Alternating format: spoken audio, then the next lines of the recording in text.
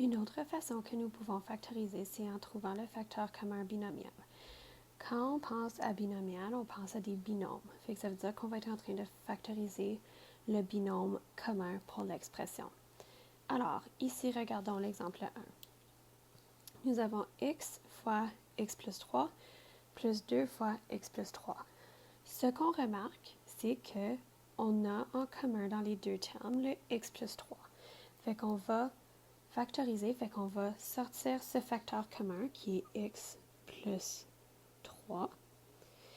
Et ensuite, on va voir ce qui nous reste. Alors, on voit qu'on a le x et on a le plus 2.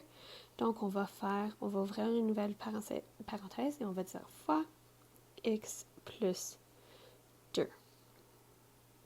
Alors, on peut voir le x plus 3 était dans les deux termes et c'est pour ça qu'il est en premier. C'est pour ça que nous l'avons factorisé et nous le voyons comme étant un facteur commun binomial. Essayons un autre exemple. Pour cet exemple, nous voyons que dans les deux termes, nous avons y moins 5 qui est en commun. Alors, ce qu'on va faire, c'est qu'on va sortir le facteur commun qui est y moins 5. Alors, on va mettre en évidence le y moins 5, ce qui veut dire qu'on l'a sorti et on voit ce qui nous reste qui est 2y moins 3. Alors, comme on peut voir, le y-5 était le terme commun, donc le facteur commun, et c'est pour ça que nous l'avons mis en évidence. Et nous avons écrit dans une parenthèse le suivant pour indiquer une multiplication, le 2y-3. Essayons l'exemple 3. Ici, nous voyons que a-2b est notre facteur commun. Donc, on va mettre en évidence notre facteur commun qui est a-2b. Et on va voir ce qui nous reste, c'est a moins b. Donc, on va faire fois a moins b. Faisons deux autres exemples. Ici, nous avons un binôme au carré.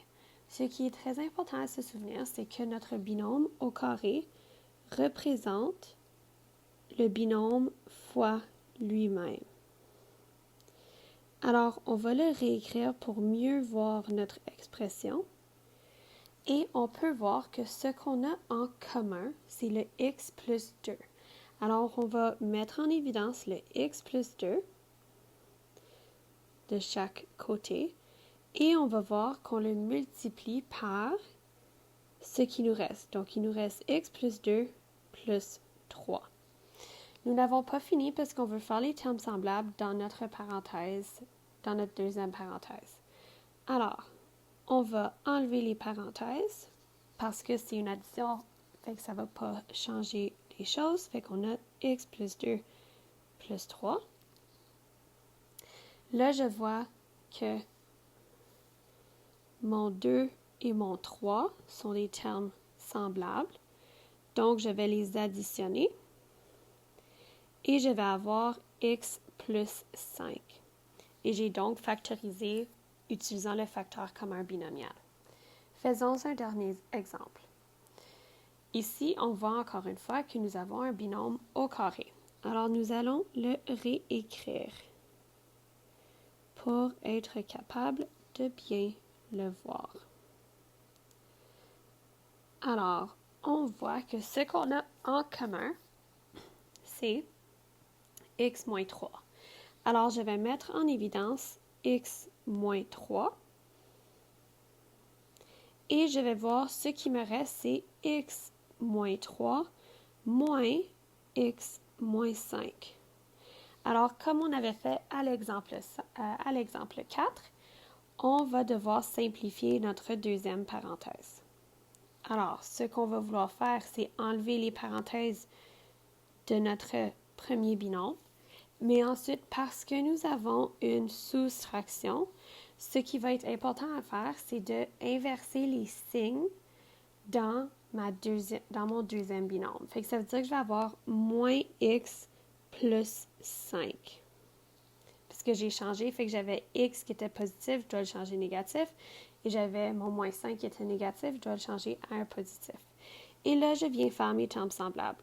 Fait que j'ai mes x qui peuvent être mis ensemble comme termes semblables et j'ai mes constantes, donc j'ai mon moins 3 et mon plus 5.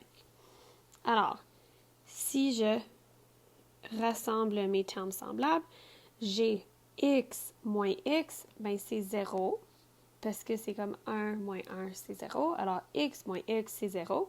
Et là, j'ai moins 3 plus 5, qui me donne 2. Et donc, j'ai utilisé le facteur commun binomial pour isoler et donc factoriser cet exemple.